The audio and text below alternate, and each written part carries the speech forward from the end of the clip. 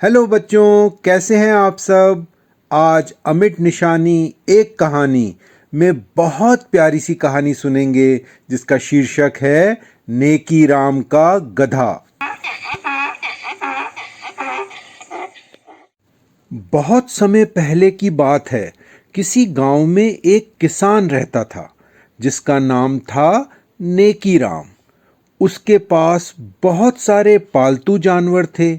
उन्हीं में से एक गधा भी था। वह गधा नेकीराम का बहुत प्रिय था और उसका वह बहुत ध्यान रखता था। नेकीराम उसे प्यार से लद्दू बुलाता था। उसे अपने लद्दू पर बहुत भरोसा भी था। कई महीनों से लद्दू अकेले ही अपनी पीठ पर नमक से भरी बोरियों को लाद कर काफी लंबा सफर तय कर नमक मंडी तक रोज ले जाता। जिस रास्ते से लद्दू जाता था उसके बीच में एक नदी पड़ती थी। उस नदी को पार करने के लिए लद्दू को रेत की बोरियों से बने कच्चे पुल से गुजरना पड़ता। एक दिन लद्दू अपनी पीठ पर नमक की बोरियों को लादे जब नदी पार कर रहा था तो उसका पैर बुरी तरह फिसल गया और वह नदी के अंदर गिर पड़ा।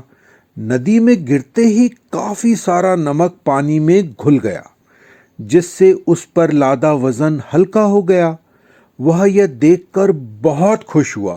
उसे लगा अपना भार कम करने के लिए उसे एक बहुत अच्छी तरकीब मिल गई है। तो फिर क्या था, अब तो यह रोज का ही क्रम बन गया। लद्दू नदी में उतरता और अपनी पीठ पर लदी नमक की बोरियों को पानी में डुबोता जिससे काफी सारा नमक पानी में ही बह जाता और वह लदे बोझ को बहुत हल्का महसूस करता और बहुत खुश हो जाता।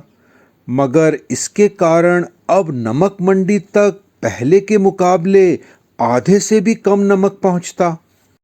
उधर जब नेकीराम शाम को नमक मंडी में अपना हिसाब करने पहुंचता तो उसे वजन के हिसाब से पहले के मुताबिक बहुत कम मूल्य प्राप्त होता। वह सोचने लगता कि क्या कारण हो सकता है। वह तो हमेशा की तरह उतनी ही बोरियों को लद्दू पर लाद कर मंडी भेजता है, पर अब इन बोरियों का वजन क्यों कम आका जाता है। इस गुत्थी को सुलझाने के लिए एक दिन नेकीराम ने यह फैसला किया कि वह इस बात का पता लगाएगा कि क्या रास्ते में कोई नमक को चुरा तो नहीं लेता। एक दिन उसने चुपचाप लद्दू का पीछा किया। उसके पैरों तले जमीन खिसक गई जब उसने देखा कि उसका प्रिय लद्दू नमक की बोरियों को पानी में डुबो रहा है।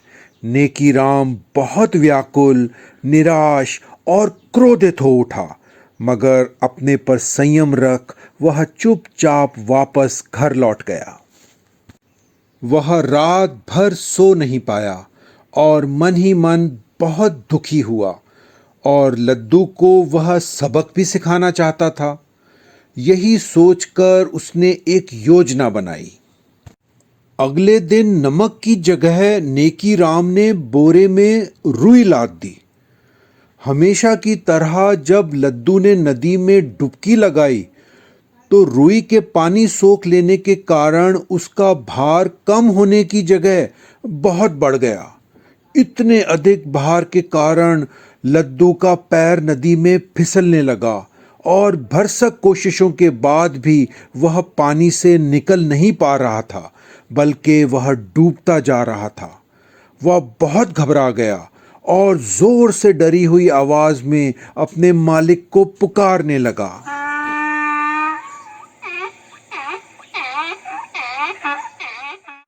लद्दू को कठोर सबक मिल चुका था। नेकीराम पेड़ के पीछे से सारा नजारा देख रहा था। जब उसने अपने लद्दू की दर्द भरी पुकार सुनी तो उसे बचाने के लिए दौड़ पड़ा और लद्दू को पानी से निकलने में मदद की और डूबने से बचा लिया। लद्दू को बहुत शर्मिंदगी महसूस हुई और सर झुकाते हुए ऐसी मुद्रा में खड़ा रहा मानो कह रहा हो, मुझे माफ कर दो। और लद्दू ने अपने मालिक का विश्वास फिर कभी नहीं तोड़ा। तो बच्चों, कैसी लगी आपको ये कहानी? नेकीराम ने अपने व्यवहार से हमें एक बेहद खूबसूरत पाठ भी पढ़ाया कि अगर आपका कोई प्रिय किसी के बहकावे में आकर या किसी लालच में आपके विश्वास को तोड़े तो उसे उसकी गलती से अवगत कराएं और एक बार उसे अपनी गलती सुधारने का अवसर ज़रूर प्रदान करें। अच्छा बच्चों, फिर आऊँगा एक और कहानी के साथ। तब तक आप खुश रहिए और स्वस्थ रहिए और देखते रहिए अमिट निशानी एक कहानी। Bye bye.